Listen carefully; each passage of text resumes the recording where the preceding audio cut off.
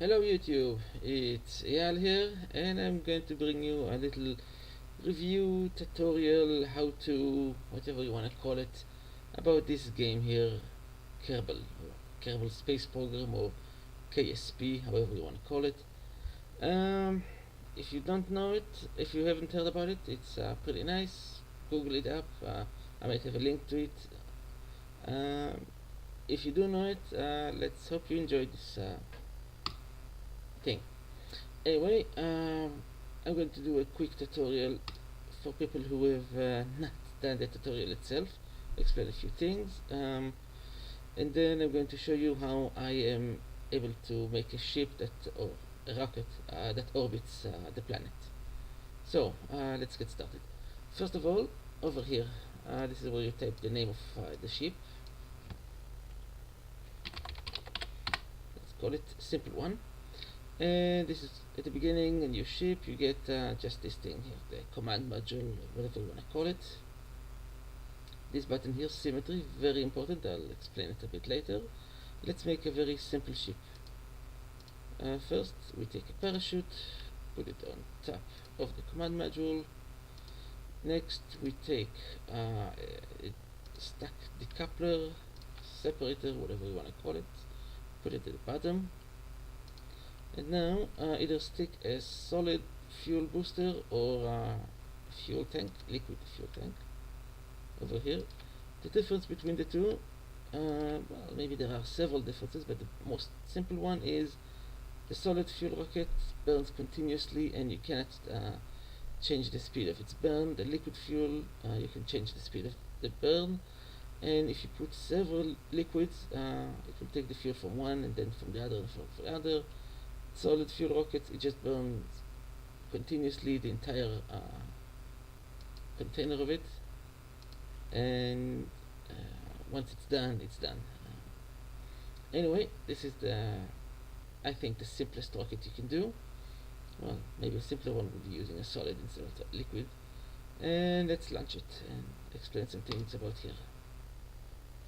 So this is the screen. You press spacebar to ignite the first stage, and then spacebar again to move on to the other stages. The controls, you have here the throttle, that's the left shift and the left control. You see throttle goes up, goes down. Over here, this is the difficult ones. You control the tilt, the yaw, the rotation, whatever you want to call it. Basically like a plane. You have A and D, notice here the yaw.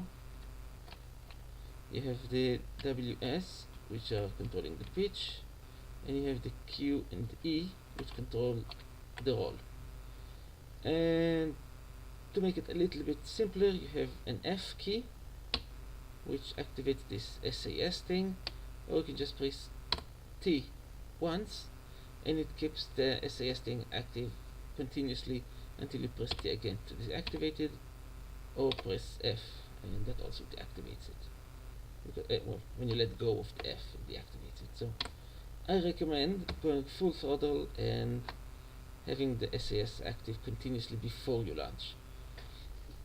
And you have these guys, basically they don't do anything except for making some silly faces. Let's get it started and I'll explain things as we fly. Spacebar to launch, and there you go, ship goes up. Now notice what happens when I push throttle down. You can see the plume here goes down a bit and the velocity is decreasing. We don't want that, so let's go up. Let's play with the Q and the E buttons. E, as you can see, it spins it. Now because the SAS is active, the spin stops. Let's activate the SAS and now do E again, let go, and you can see it continues on spinning a little bit longer. And Q is the other direction. Let's stabilize it. Now we have W.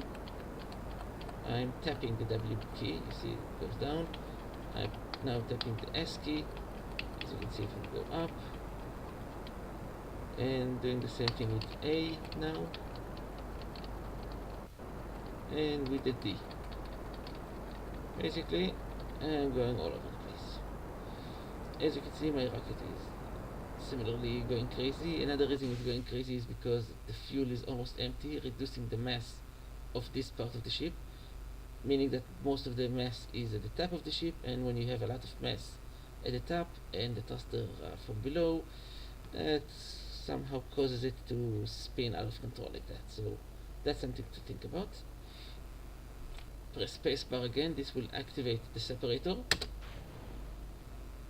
And now I have just the command module and the parachute. Pressing spacebar again will activate the parachute.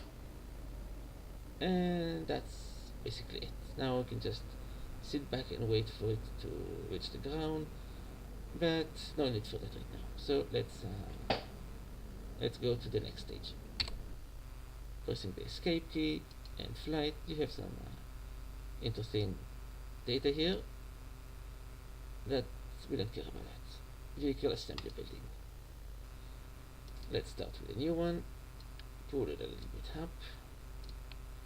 You just click it, we can just move it around.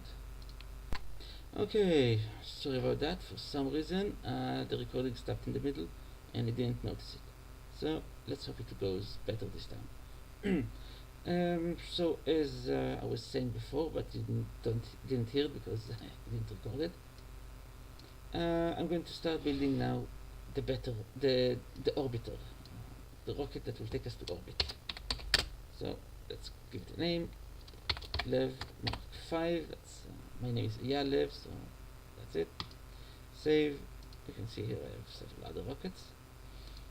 Cancel. Okay, so what do we do? First, parachute. Second, decoupler. Now let's put this thing up, and like before, liquid fuel and this thing. This is the basic rocket we fired before, but now it's gonna get more complicated. Another decoupler. Next, we'll put two SAS modules. Sickness avoidance system. Funny name. And 3 liquid rockets going up. Give it another thruster over here. Using the scroll up and scroll down button, I'm able to scroll up and down. Scrolling up and down, using the right click and drag, I can see it from different directions. Let's enable symmetry here. You will see in a second what the symmetry does. Another decoupler down here. Okay. Now at the bottom here we'll put another liquid and a separate the decoupler. And now notice this, I'm going to the symmetry sometimes gets disabled, that's annoying. Fuel tank. And as I put 1, it automatically makes it 3 because of the symmetry option. Putting a thruster also multiplies it by 3.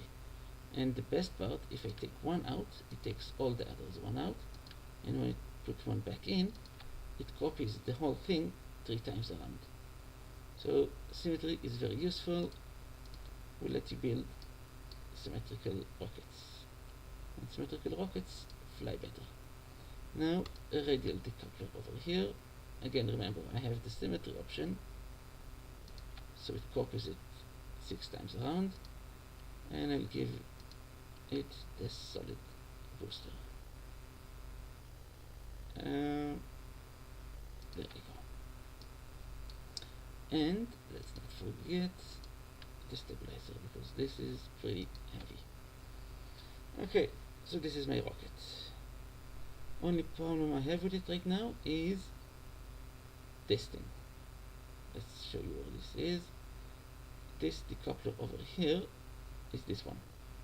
What this means is that when I press space to activate the 5th stage, it will remove this part here, and these liquid fuels will be jettisoned as well, along with the solid ones.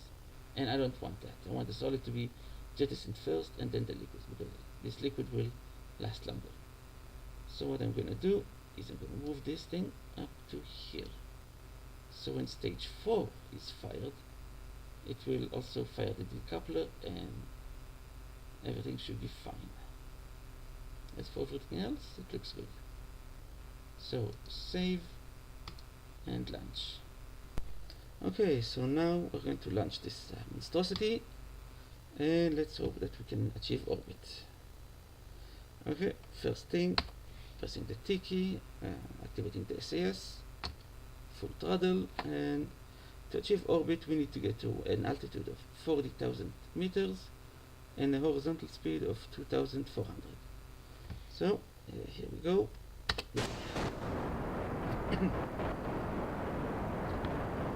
With the D, S, A and W keys I'm trying to stabilize the rocket, making sure it goes straight up.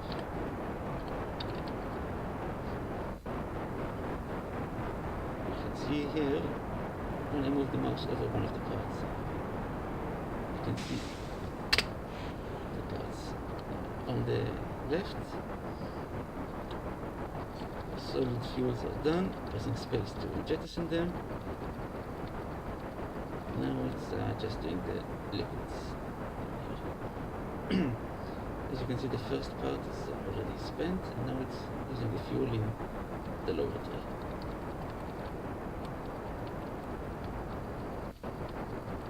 Stabilizing it.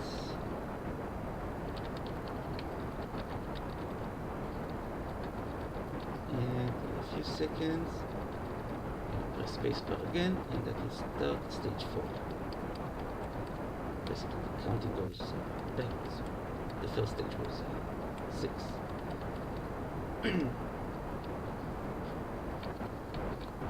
Altitude 11,000 meters. And spacebar again. Now our rocket is much shorter, more light, more easy to control. Now notice here, it is too heavy, speed is going down. However, altitude is going up because we do have positive speed. And right about now, maybe because it's getting light enough, because some fuel is burned, maybe because we're getting far enough, so gravity is not so much, speed is starting to go up again. About when the second tank is spent, that should be about when we reach the altitude that we want. Still going straight up, stabilizing it. Now, I'll show you later, probably in the annotations or something. I did try to run this rocket design straight up, and it went to about 6 million meters. Took it almost an hour. No, took it almost 3 hours, I think. Anyway, second fuel pod is now being used. I should be leaving the atmosphere right about now at 30,000 meters. And I'm going to try to level toward the horizon. To do that, I will take out the SAS and maybe even reduce the throttle a bit. As you can see, I'm already at 40,000 meters, almost. So we just need to get the right amount of horizontal speed.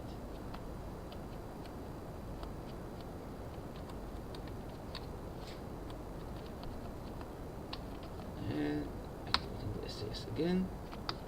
As you can see, this green cross, this is the direction of the speed. Not the direction of the rocket. The direction of the rocket is the point, but the direction of the speed is the cross. And I want to keep that above the horizon, or at least not too much below the horizon. It needs to be on the horizon with the speed of 2,400 in order for it to be considered an orbit. Now it's in the last fuel pod. Let's see if we can make it. A little bit further. It's now going a little bit below the horizon. I shouldn't worry about that too much. I can correct that later once I have enough speed. Keeping the nose of the rocket above the horizon to compensate for it. Speed is 1200 almost. Just need to double it. Okay, last rocket, last stage. Now it is much lighter, much easier to control. Come on. Speed almost there. Moving toward the horizon. Reducing throttle.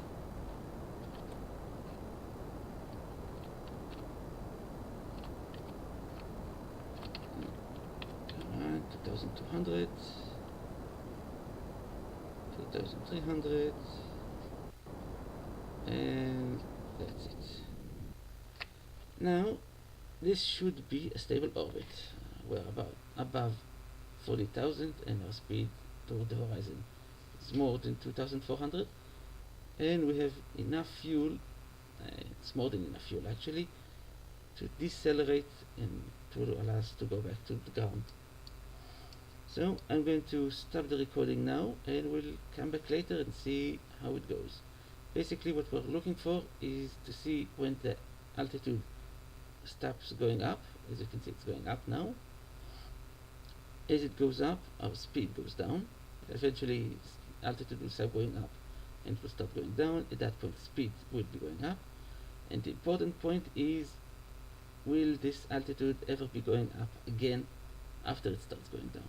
If it does, that and it goes and doesn't reach 40,000 meters, stays above it, that means we do have an orbit. Obviously it's not going to be a stable orbit. In order for it to be a stable orbit, it needs to be at the same altitude. But first things first, let's see if we can have an orbit. So stopping the recording now and see you guys later. Okay, so we come back a little over 10 minutes later, and you can see that the altitude is now starting to drop. It just now started to drop, so as you can see, let's hope it starts picking back up before it reaches under 40,000. As you can see, our astronauts here are having fun. Still, fuel didn't touch it, and yeah, we'll pick it up when the direction goes back up.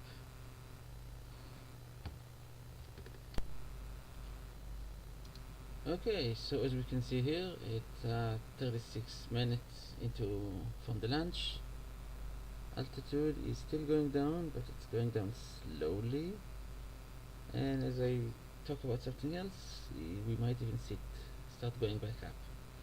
Anyway, I checked over something I saved from a previous launch, and the highest this rocket design can reach is 6 million meters, 816,121 meters, and the top speed was 2,801. Obviously not enough to escape the gravity of this planet, but as I hope we are about to see pretty soon, it is enough to achieve orbit. I also noticed again I did not touch the fuel, did not touch any of the gauges, and with a little bit of luck, here we can see the destination of the speed destination. It is still a little bit below the horizon, but it should be moving up shortly. Come on, don't make me a liar. Obviously if this drops below 40,000, that means this is not an orbit, or not a good orbit. If it doesn't, if it stops right about now, yes, and There you go. And now we're gaining altitude. That means we do have an orbit here. We have a maximum altitude of, well, whatever it was earlier, I forgot. And we have a lowest altitude of 47,430 meters. And well, I'll stop the recording here again, but I'll let it keep on flying, and we'll come back to it a little later. Maybe we'll do a deorbit burn and go back to the planet. One thing to note, to remember from other tries I did, seems that if you land on the dark side of the planet, you crash. Maybe it's a bug, maybe it's meant to be that way, but your little guys here, if you want them to survive, you need to land on the lighter side of the planet. Well, let's play with the zoom a little bit. Let's see the planet, and let's see if we can go up. No, I thought we would have the sun in view. Yeah, there is the sun. As I understand, the sun is not a real object, it's just like a background image. But it would be nice if it would be possible to fly into the sun. Maybe something that could end in a future version, who knows. Anyway, this is our little rocket, and we'll see it later.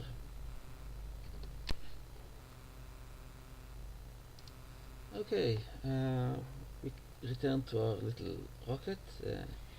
Again, just as it started to its descent, and time is 54 minutes 30 seconds since launch.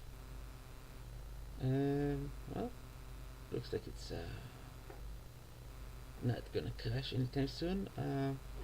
I'll wait until it reaches the minimum again, and then I'll do the deorbit burn in order to land.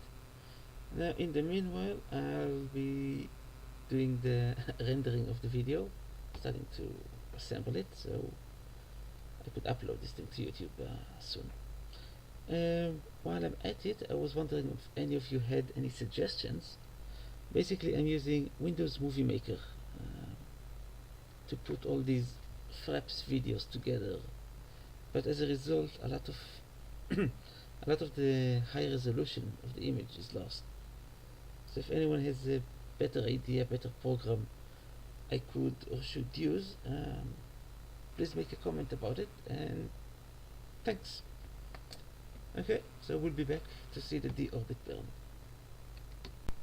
Okay, so we return to our brave little rocket just as it's about to reach the minimum height. The time now is 1 hour 9 minutes and 45 seconds. In order to do the deorbit burn, what I'm going to do is I'm going to orient the rocket to be at the exact opposite direction of its flight. Stabilize it and do a full throttle burn in the opposite direction. As you can see, this little green cross thing in the middle of it means that this is the opposite direction of flight. And as soon as it reaches the lowest level, which is right now, I burn.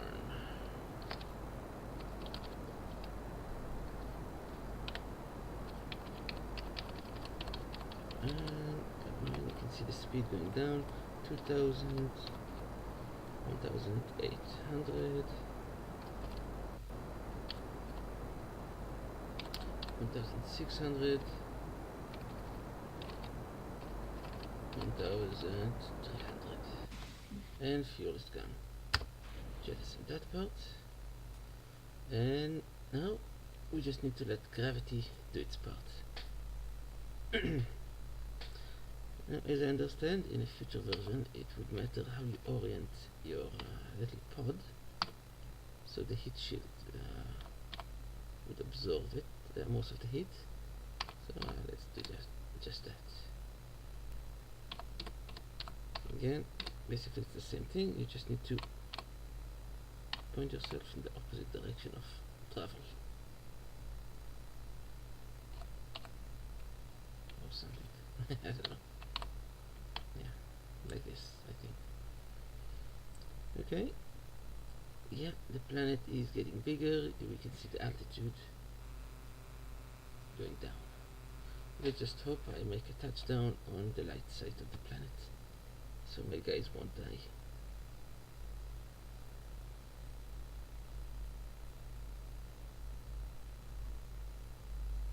Yeah, it's gonna be a long drop. Or not, maybe. I don't know. Here we can see the speed is also going down. That means friction is slowing down our pod, which is cool. Altitude 20,000.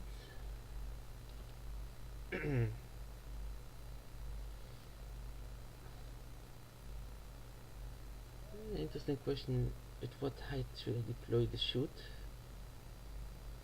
Maybe it has something to do with the speed. You need to deploy it only when the speed is low enough. I don't know. I'll just wing it.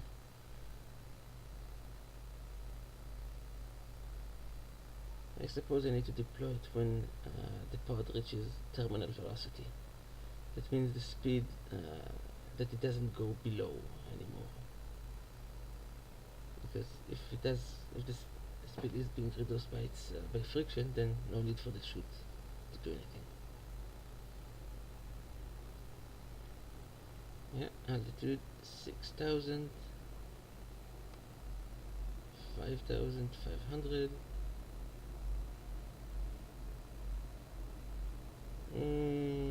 Yeah, I guess that's close enough. Chute deployed.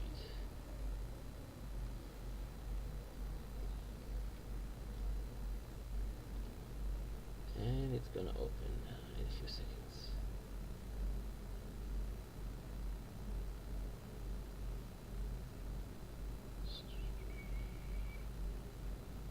Come on, deploy. The ground is getting rather big.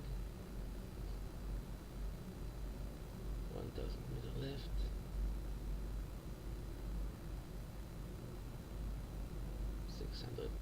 It's not gonna stop. Oh, whew. It did. I was worried there for a second.